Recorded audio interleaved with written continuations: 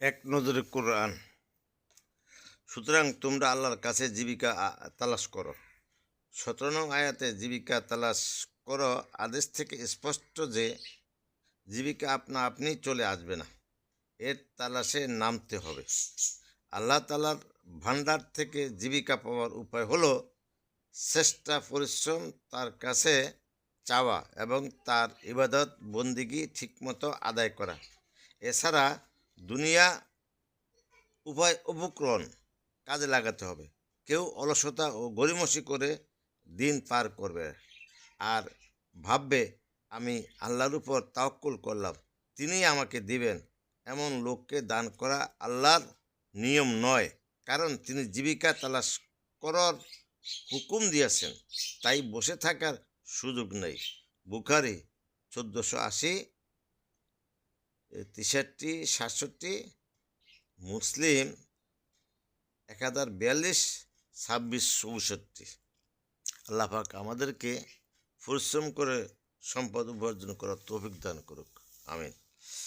এরপরে তোমরা তার নাগালের বাইরে যেতে পারবে না, না জমিনে আর না আকাশে। মানুষের দৌড় কতটুকু আর আল্লাহর ক্ষমতার পরিধি কত বিশাল। 22 নং আয়াতটি থেকে টের পাওয়া যায় আল্লাহর আদেশ জমিন ধসে যায়, আকাশ থেকে শিল পড়ে, বজ্র নামে। মানুষ এমন কোথাও পালিয়ে যাবার ক্ষমতা রাখে যেখানে তার পালিয়ে নিচে জমিন থাকবে না, কিংবা মাথার উপর বিশাল আকাশটা থাকবে না?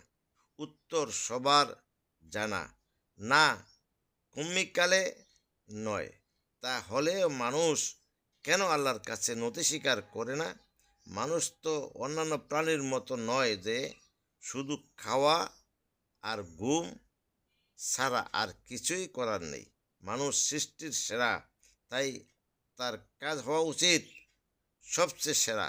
আল্লাহ পাক পালিয়ে বাঁচার চিন্তা মাথা থেকে ঝরে ফেলে তার সামনে মাথা নুইয়ে দেওয়াই হবে সেরা সৃষ্টির সেরা কাজ।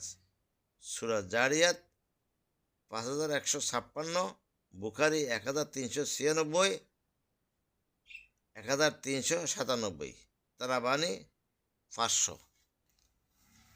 আল্লাহ পাক আমাকে, আপনাকে, সবাইকে কোরআনের প্রতি